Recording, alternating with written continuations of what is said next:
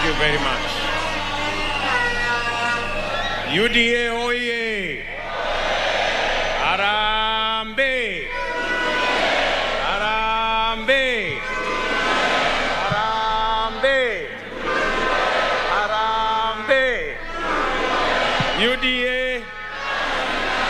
UDA! UDA! Allah, asanteni sana. Asanteni sana, mnaweza kuchukua viti zenu. Thank you very much.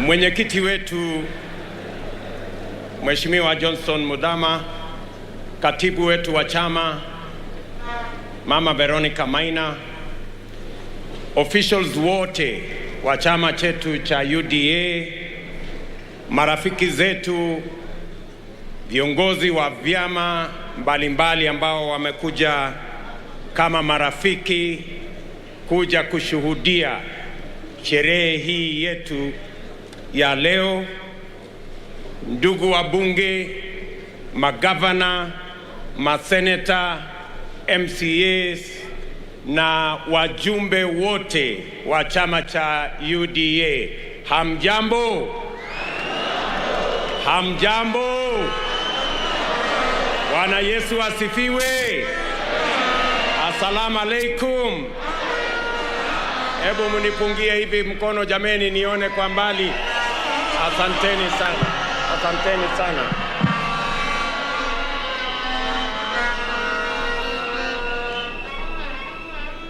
In a very special way, this afternoon, that we are gathered here, close to 5,000 delegates of the United Democratic Alliance Party. It is a historic moment because this is a party that a year ago was not the party we have today. It is the effort, the commitment, and the hard work of many people in Kenya. Today, the United Democratic Alliance Party is the largest party in the Republic of Kenya.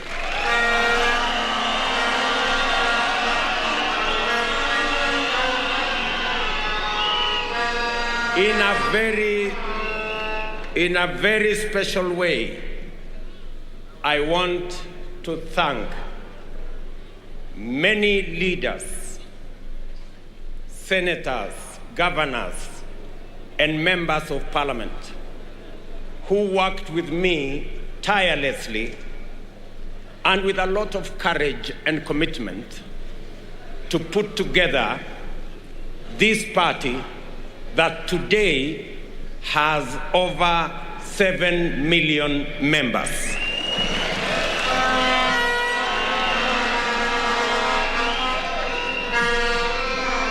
The effort to make this party what it is today is not a personal effort of just the leaders.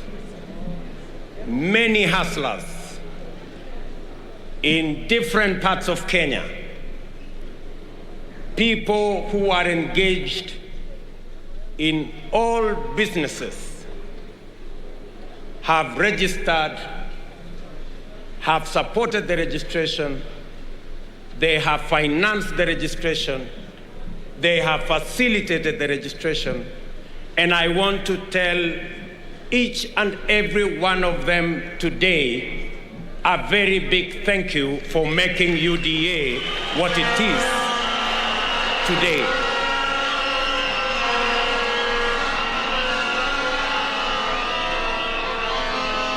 This party has come to be the party of the hustler nation in Kenya. This is the party. This is the party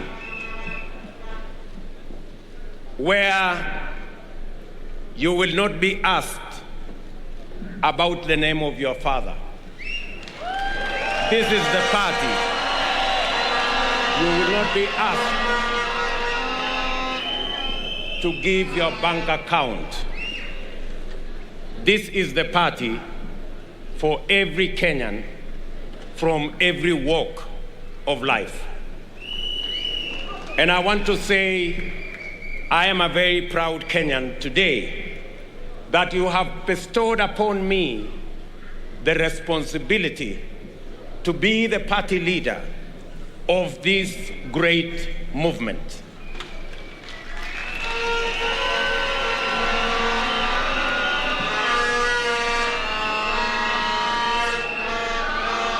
I thank everybody who is with us here today, in person as well as in spirit, including the millions of Kenyans following this event on radio, on television, and online through various platforms.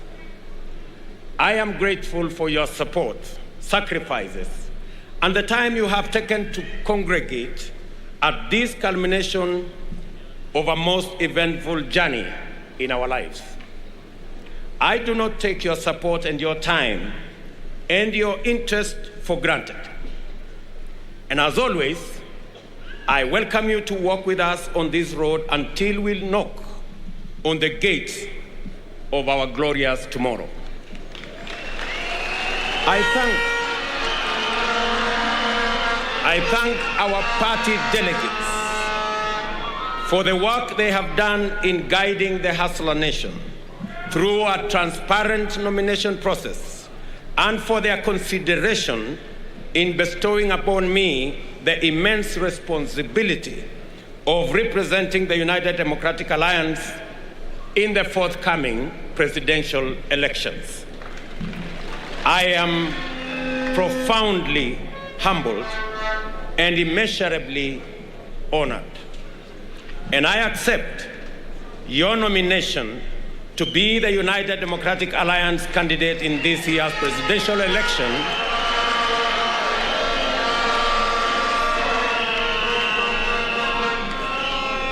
I accept your nomination to be the United Democratic Alliance party candidate in this year's presidential election with gratitude to the Almighty God, recognition of the significance of this moment, and an acknowledgement of the work remaining and the road ahead to that day that we all look forward to. I will live up to your trust. I shall do my very best to exceed your expectations, and I shall neither stop, nor pause, nor slow down, nor hesitate until what you have asked of me is delivered. Let us take this moment to appreciate and salute those who participated in this exercise. Tracy Wanjiru, a courageous lady still in university, resolved to transcend all the intersecting setbacks and barriers to her aspiration to offer leadership and to make her voice heard. Jeffnel Nyakwama also rose up to meet this hustler moment by emphatically saying and demonstrating that the youth of this country have a place in leadership at every level. These young Kenyans fill my heart with joy and hope. In them, I see myself back in the old days, animated by a vision for change and itching to have a go at leadership. In them also, I see a hopeful future in a country where youth, wealth, name, circumstances of birth, ethnicity, gender, and disability are not considerations nor obstacles to accessing opportunities or realizing aspirations.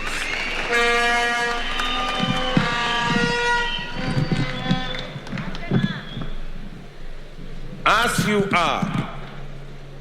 you are perfectly valid and good to go. You did not wait to be invited to the leadership conversation.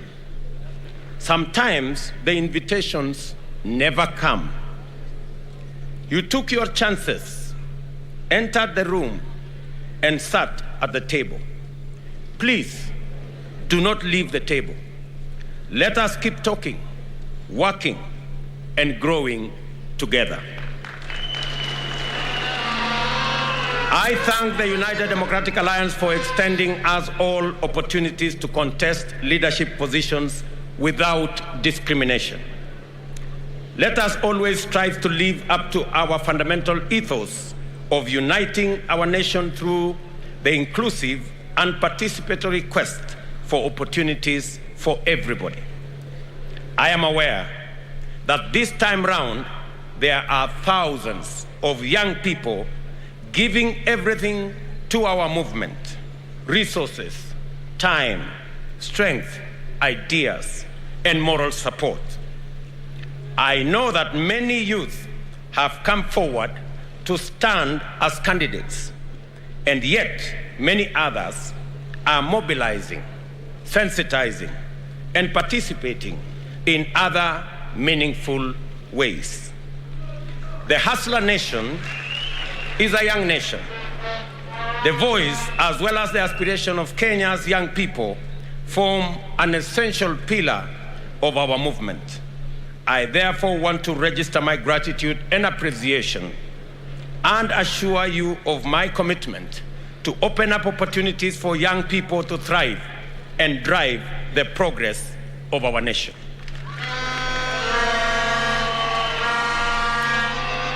For me, this moment has been long in coming. I have been engaged in political leadership and associated activities since my university days. Obviously, I did not have the opportunity in those days to seek presidential nomination. But I rose from the bottom of the party pyramid, working my way up until I entered party leadership and eventually became a member of the National Assembly at the age of 31. I was an assistant minister at the age of 33 and a cabinet minister at the age of 36, and an opposition MP at the age of 37. And that has sort of formed the basic rhythm of my career ever since. In that time, I have learned a lot, made mistakes, achieved successes, and refined my leadership philosophy and vision for this country. I have learned that leadership failures can cost the country tremendous opportunity and inflict irreparable harm on those many people who depend on us. I have learned that the biggest mistake a government or a party can make is to fail the inclusion test. My original political intuition that governance is all about the people and that development can only be sustainable if programs are designed on the people's terms. I have learned that continuous engagement with the people is indispensable to effective governance, and that leadership works and listens more and speaks less. My first bid for a party's nomination to contest the presidency was in 2007, which I did not win, and I conceded defeat and went all out to support the party and its candidate then. I believe we made a good account of ourselves. My second bid for a presidential nomination was in 2013. This was again deferred, as my party subsequently resolved to merge with another party.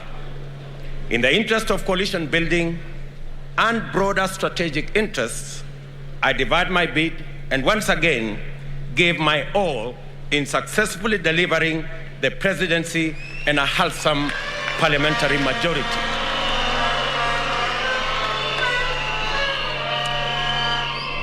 Today, I know without any shadow of doubt that the time has come to represent the hustler nation.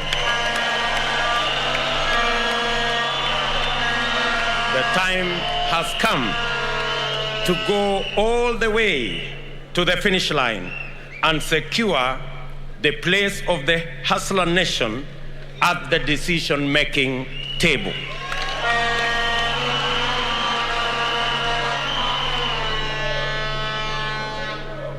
Let the message get out from this very moment and from this place that I am ready, that I will do everything and my best at that, and most of all, that I am determined to give you a campaign you will be proud of and to win.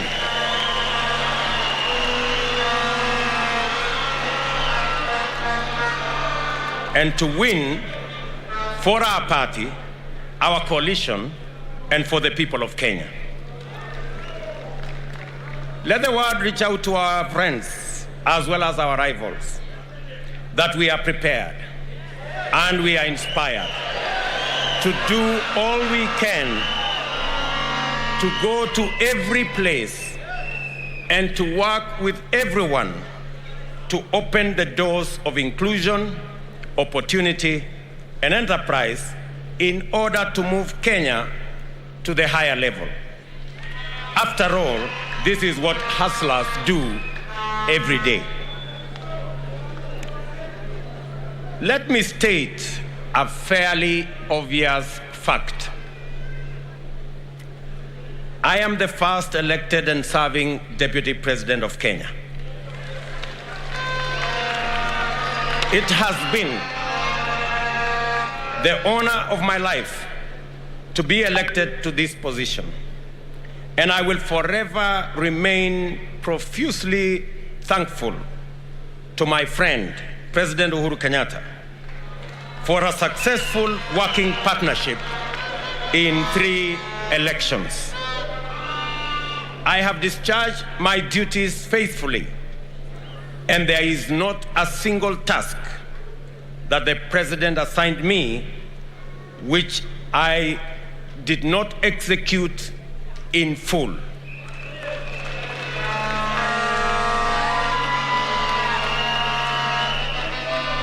The Jubilee Coalition we formed a decade ago was formed through a covenant to eliminate the politics of hate, division, and ethnicity. Political competition organized around ethnic division is toxic, yet many politicians accept this to be the essence of democracy. Our covenant formed the foundation of a new approach, issue-based politics, institutionalized through national political parties.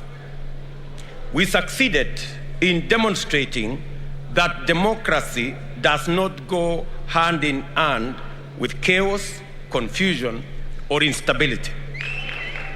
We have shown that democracy does not express itself through discrimination, exclusion, division, suspicion, or conflict. In government, we focused on delivering those projects and programs that would enable the state meet the people at their point of need. Therefore, we swiftly transformed the country through unprecedented investments in infrastructure as the springboard to effective, efficient, and sustainable service delivery to all parts of Kenya. As a result, we built a new, modern, 700-kilometer long standard gauge railway, constructed 10,000 kilometers of new tarmac and connected 6 million people to electricity. We also set up 150 technical training colleges. The next phase of our transformation was going to be the Big Four agenda, which would leverage these foundational undertakings to ensure that the economic and social rights of Kenyans would be actualized by creating jobs for millions of young people out of school, out of college, and out of our universities. It would also transform agriculture to increase food production and to lower the cost of living and increase money in the pockets of millions of farmers. Big Four would also radically change our delivery of healthcare by rolling out a comprehensive universal health program. This would complete the task of transforming Kenya that we had been assigned in 2013. From 2017, however, the party backpedaled on its foundational commitments, including the founding covenant. The party rejected national, inclusive, issue-based transformative leadership and embraced parochial, ethnic, divisive, and retrogressive politics. It defaulted to tribe as the organizing variable of our politics and governance. It privatized governance and weaponized public policy and institutions. It pursued personal politics of congregating an entitled few to express their individual wishes as community interests and translate their private consensus as national policy. In our first term, we made exceptional progress in setting the stage for national transformation. In our second term, we witnessed accelerated regression into the tyranny, personality cult politics, and the weaponization of public offices to intimidate, harass, and persecute Kenyans perceived not to worship those in power. Many large enterprises were destroyed. Many business owners harassed. Many leaders subjected to humiliation, intimidation, blackmail, because their only crime was holding contrary opinions to those holding the levers of state power. A new frame of national unity was engineered in undemocratic and in terms which rationalized grounding and swallowing the whole opposition and the vandalization of the Constitution to accommodate corrupt and dangerous ethnic arrangements. At the same time, the Big Four agenda was abandoned, pushed into the back burner, as execution of its flagship projects was left at the mercy of forces of emergent state capture. Those who remained loyal to our founding vision were shunned, hounded, threatened, and then persecuted. This is how we lost 4 years that would have gifted us with a brilliant blossoming of a beautiful dream which inspired millions of Kenyans in 2013. To his credit, my friend the president did inform me that he needed space to work on his personal legacy as the fourth president. I obliged, and this led to my eventual retreat to the margins of a government that I had participated in forming. The past 4 years have provided me special moments to be able to engage consistently with ordinary people. As Deputy President, I have worked directly with Wananchi, going to meet them in their villages, their markets, their farms, and their places of work, and to have practiced the leadership of listening more and speaking less. All through my political journey, I have believed in walking with the people, listening to them, and doing my best to do what they want, not what I think will be a monument to my own achievements. I have learned that our plush, comfortable, secure offices are inaccessible to the majority of the people who need them the most. As a leader, this is a huge setback because it costs us the opportunity to be useful and effective. These engagements taught me a lot about things I thought I knew. Most importantly, they reminded me the most important question of all: what does the government do, and for whom does it work, and how, therefore, should it work? I was appalled by the intensity of contempt many have for ordinary people and their rejection of any suggestion that their voice matters. I remain sorrowful over the hatred in the language that proudly despises the poor, the struggling, the hurting, the lonely, and the abandoned. Many of us have felt the stinging lash of this contempt, and we all know where it comes from. Behind the shameless deception that national unity is the coalescing of a few leaders to organize their selfish interests in an implacable sense of exclusive entitlement to the privileges associated with state power. This entitlement is the basis for the formulation of a cynical agenda to capture the state and disenfranchise ordinary people for good. That is why we have witnessed the criminalization of enterprise, the marginalization of livelihoods, and many parts form part and parcel of this contemptuous exclusion. We in the Hustler Nation believe that the measure of any society lies in how it treats its weakest and vulnerable members. We work from the bottom up because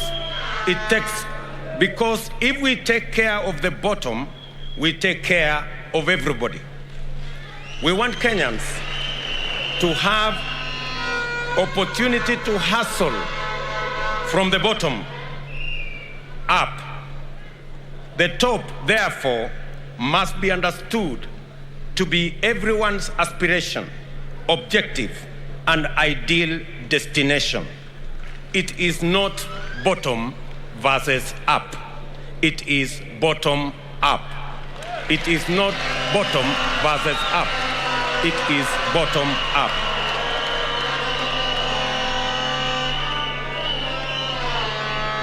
I commit, therefore, to live up to the original covenant of championing the establishment of everlasting peace, unity, and opportunity to prosper in our country.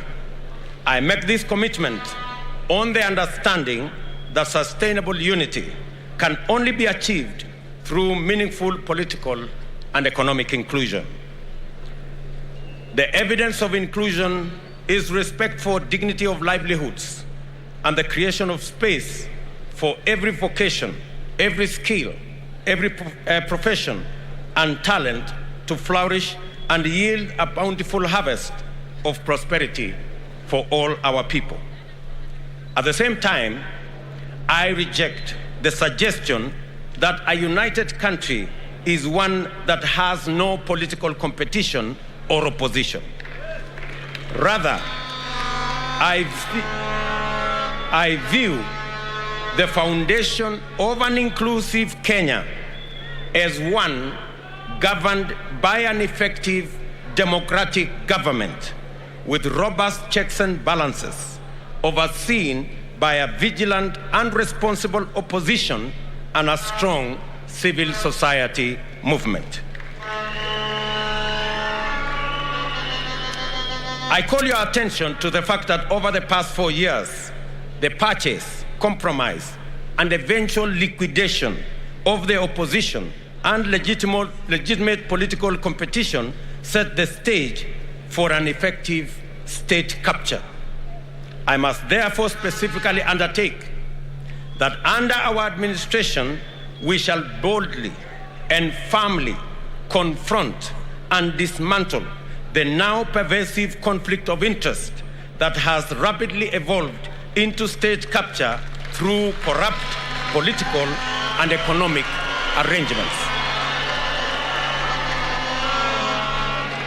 Public policy must not be customized to benefit the private and personal interests of a select few.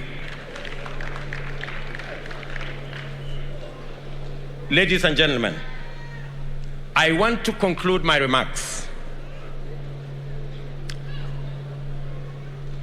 by framing the picture. What are we up against? What is the 9th of August about? We must be very clear in our minds why your vote counts on the 9th of August. On the 9th of August, there will be a competition of ideas. There will be a competition of sides. We are on one side, our competitors are on the other side. Let me say this for clarity, so that Kenyans go to the polls on the 9th of August understanding what is on the ballot. On the ballot on the 9th of August, the great people of the Republic of Kenya will be two groups. One who believe that the way to the future of our country is through changing the Constitution.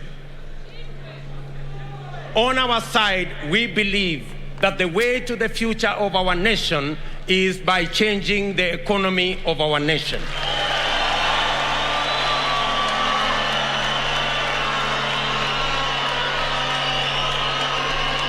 We are seated here.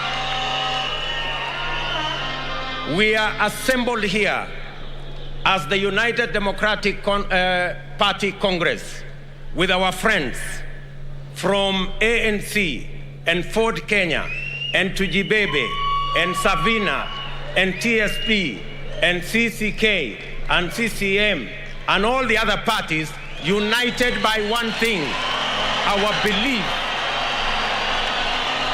that the future of our nation is predicated on changing the economy of our nation.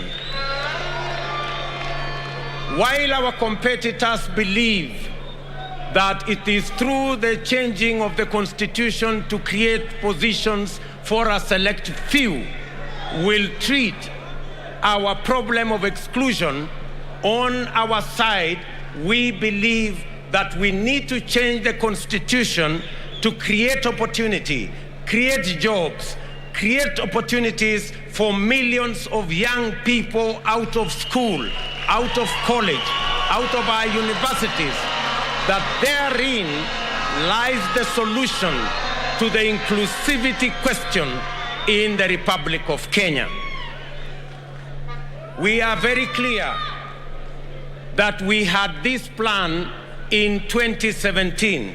Unfortunately, the forces who are against the people of Kenya, who do not want to share opportunity, who believe that Kenya is their privilege, who believe they own this nation, they sabotage the Big Four plan because they did not want the young people of our nation to get the opportunity to work and to get the opportunity to do business.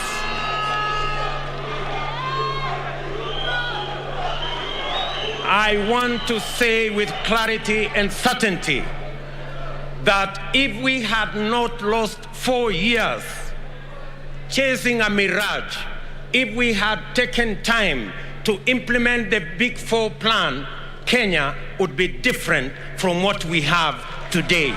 We wouldn't be having millions of young people languishing without jobs.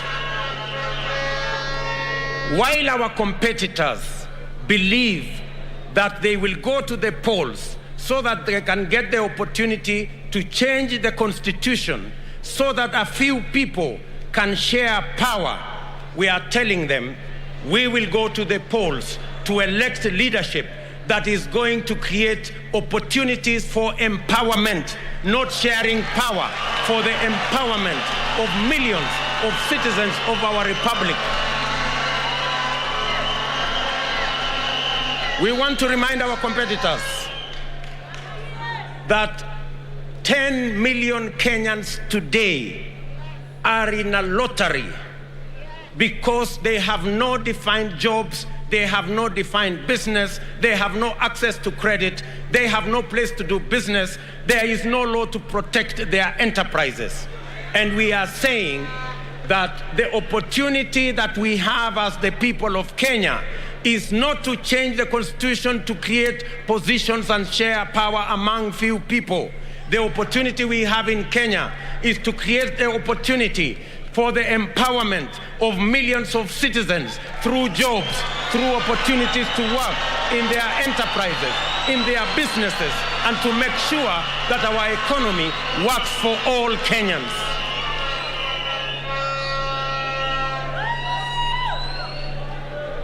Our competitors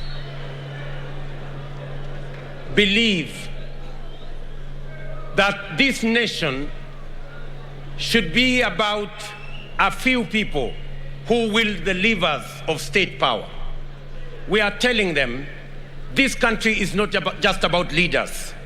This country is about 50 million Kenyans.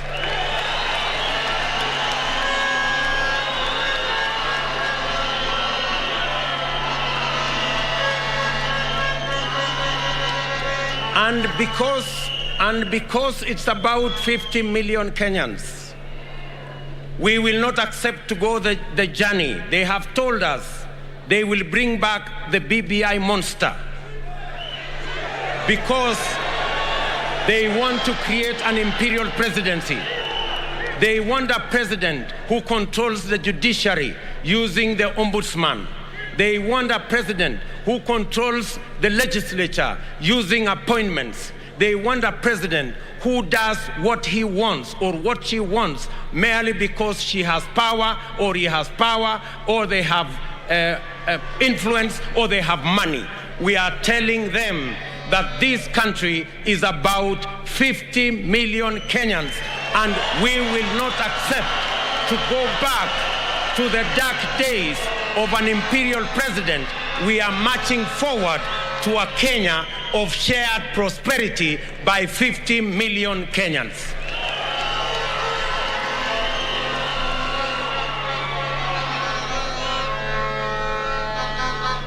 Our competitors believe that this country belongs to those in power. They believe in impunity. They believe in monopolies. They believe in cartels. We want to tell them we believe in the rule of law.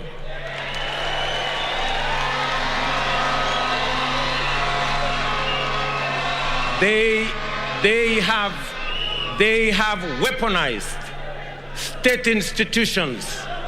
They have weaponized the DCI. They have weaponized the EACC. They have weaponized the KRA to run political errands, to dismantle businesses that belong to people who do not worship them. And I want to tell them, this country will change On our first day, we will free the DCI. We will free the KRA from state capture. We will make sure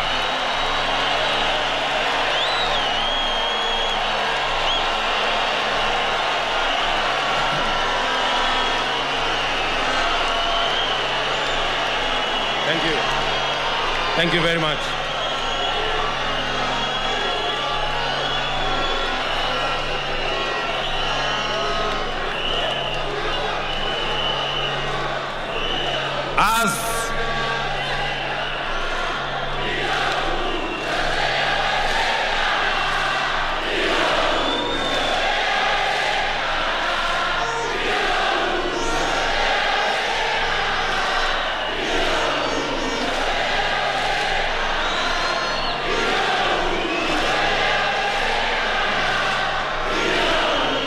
Asante sana.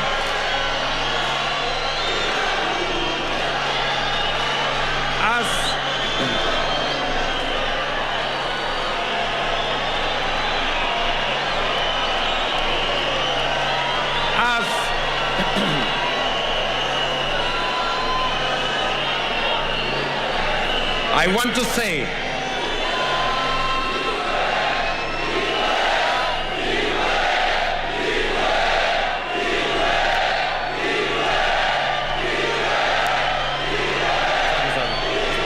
thank you very much.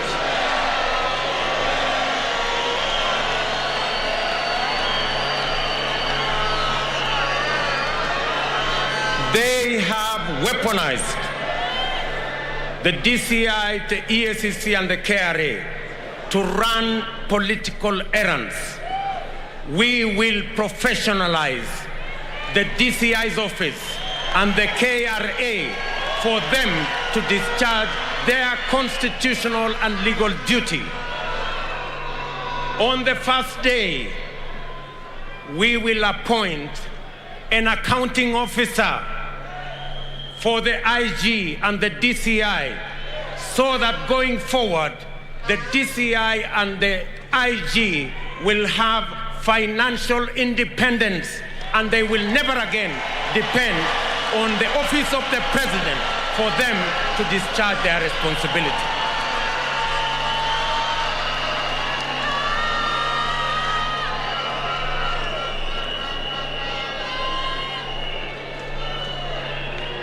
As they weaponize the KRA, we will do the complete opposite. We will professionalize the KRA, digitize the KRA, and make sure that it collects all the taxes professionally.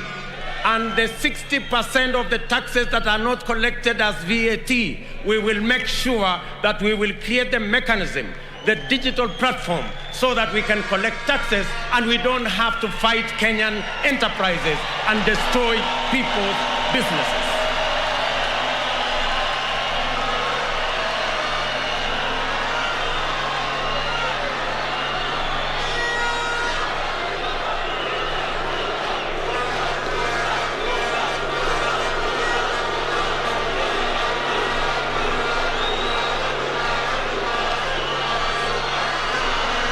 Thank you very much.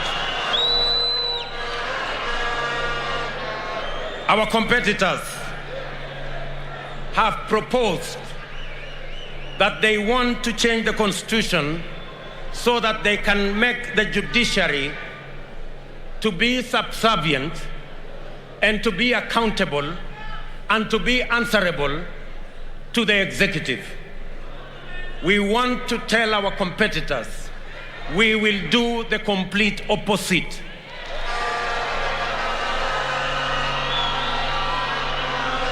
On our first day, we will operationalize the judiciary fund so that we can free the judiciary, give them financial independence so that they can discharge their responsibility of sorting out disputes, making sure that criminals are put behind bars, and making sure the corrupt find their place in jail, by making sure that they have the independence to discharge their responsibility without the current encumbrances imposed on them by resources that are not being released, because there is a deliberate move to ensure that the judiciary fund has not been operationalized, yet it has been in our laws for the last 10 years. We believe in an independent judiciary. We want the judiciary to discharge their mandate, independent of the executive. We want the judiciary to provide its oversight role over the other arms of government. We want the judiciary that will stand tall and make sure that they discharge their responsibility without encumbrances of matters to do with financial dependence on other arms of government. We want a judiciary that will be truly independent, that does not receive telephone calls from the executive for them to write judgments. We want a judiciary that is truly independent.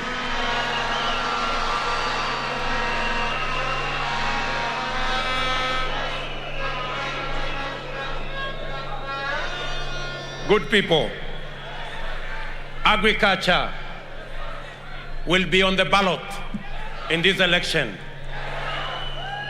Our competitors are the masters of monopolies. They are the agents of conflict of interest. They are the agents of state capture.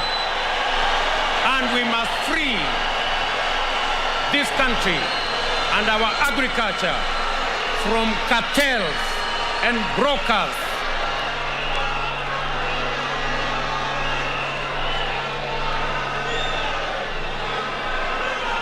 We are telling our competitors that we will deal firmly with conflict of interest. We will deal firmly and eliminate brokers and cartels and monopolies that have taken hostage our agricultural sector. And we will make sure that every farmer has access to quality seeds, has access to subsidized fertilizer, have access to markets, have access to good prices, and they have access to government support so that they can produce food for our nation, so that every farmer can earn a decent earning for their produce, and we can reduce the cost of living and make sure that every Kenyan has disposable income, and we can grow our economy, pay our taxes, and stop begging for loans and debts from other countries, because we can stand up for ourselves.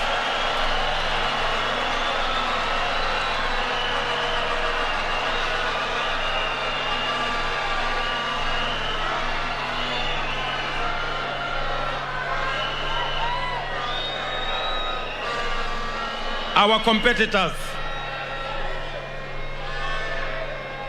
competitors are telling us that it is okay to have debt. Our competitors are telling us every country has debt. Yes, we agree every country has debt. But good people, we can do better. We can think better to be able to grow our own revenues, and we must not be slaves of debt from any place or any country. Debt must be the last resort. We must grow our economy. We must empower our enterprises. We must create opportunity in agriculture so that we can grow our tax base, get as many Kenyans as possible to pay their taxes so that we can run the affairs of our country on the basis of the revenue that we collect. President Mwai Kibaki taught us that it is possible for us to grow our tax revenues. He took over when tax revenues were at 200 billion. He left when we were collecting more than $1 trillion. Our tax collection has stagnated because of conflict of interest. Our tax revenues are stagnated because we do not have a concrete plan.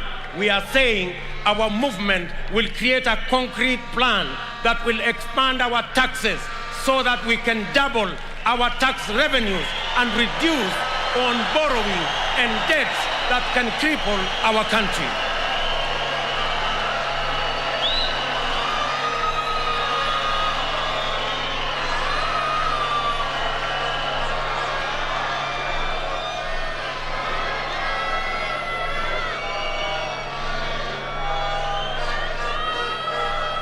It is tragic that the only thing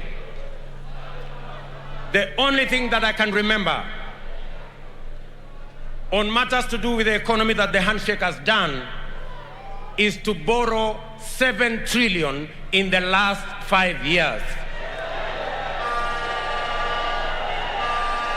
It is a tragedy that we must investigate.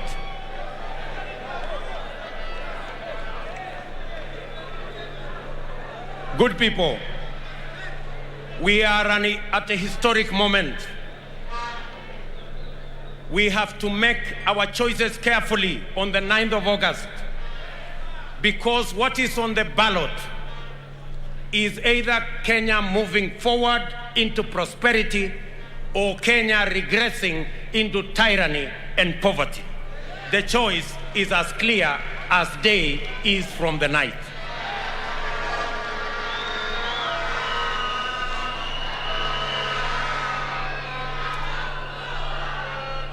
Let me conclude my remarks by saying we will create a comprehensive environment for Kenyans to save, a comprehensive environment for us to grow our own savings. Many countries have their savings in the region of 30 to 40% of GDP. It is only in Kenya that our savings as a percentage of GDP is around 7%. And it is because we think debt is the easier route. I want to say savings is the better route. And that is what we must go. That's what we must do.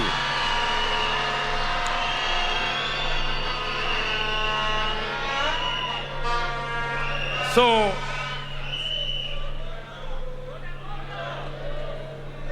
my good people of Kenya, let me say this contest has been defined.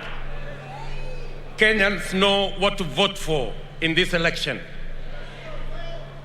You will vote for the people who are looking for power, positions, the cartels, the state capture, the conflict of interest, the brokers, or you will vote for the future of our country, the jobs for our young people, opportunities for our business people, opportunities for our farmers, an accountable executive, an accountable judiciary, an accountable government, and a future for everybody.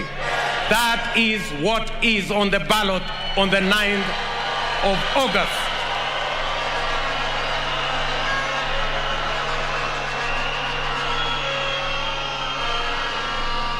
Again, let me thank all of you for sparing time to listen to me. I appreciate your patience. I appreciate your commitment. I appreciate your time. I appreciate your sacrifice. I want to thank many leaders who have had to suffer and be victims of a weaponized fight against business, a weaponized fight against leaders. I want to thank many leaders who are here, specifically members of parliament who are here. Can I ask members of parliament who are here to stand up from the UDA party?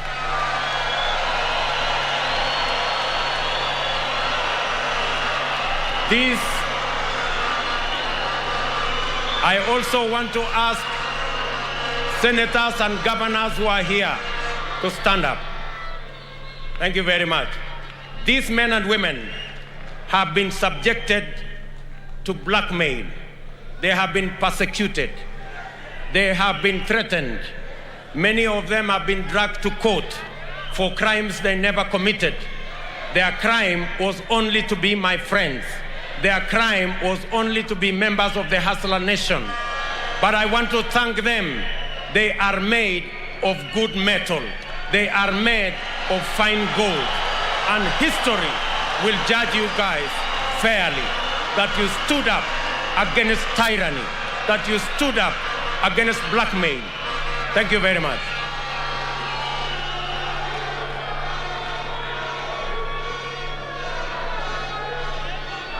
The weaponization of the DCI, EACC, and KRA is not limited to these leaders. It goes to many business enterprises have been crippled and destroyed by a weaponized DCI, EACC, and KRA. Today, it is not just the big business. It is not just Humphrey Karaoke's business. It is not Tabitha Karanja and Keroje business.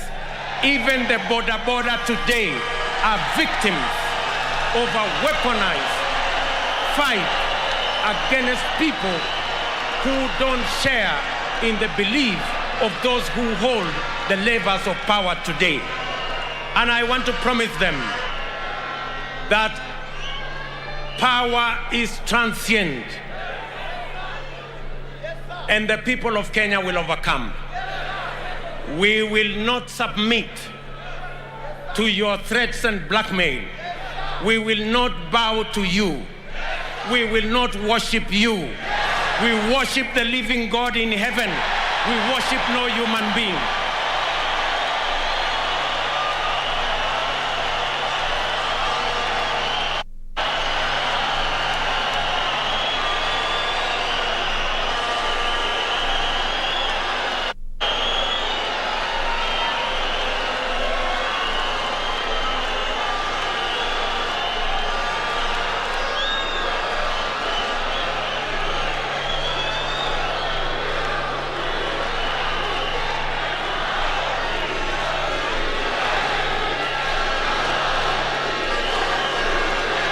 Asanteni sana.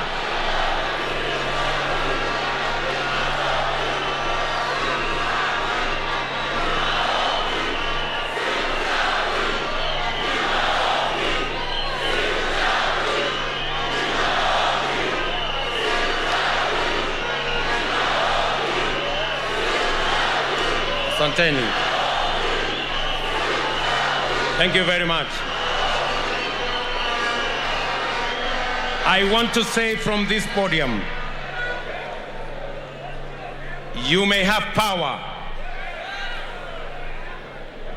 You may control the levers of power, but we believe in God, the all-powerful. We submit to God, the all-powerful. We will respect everybody. We will give respect to whoever respect is due. We will give honor to whoever honor is due. But we will worship only God in heaven. We will worship no human being.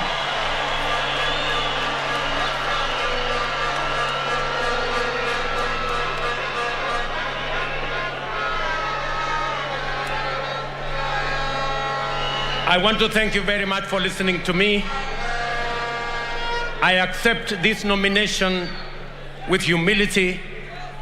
I commit that I will do my very best to make sure that I don't let you down and that I actualize the aspirations and the wishes of each and every one of you and make your dreams come true. Thank you very much. God bless you. Asante sana.